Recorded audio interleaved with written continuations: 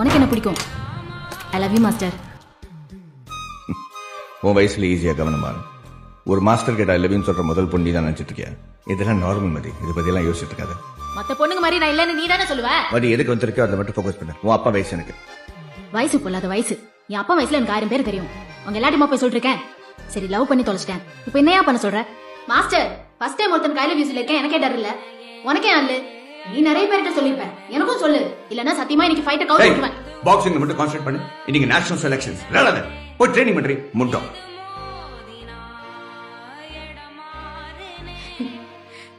Master I love you சொல்ல, நிஜமாவே ஃபைட்ட cout விட்டுருவேன்.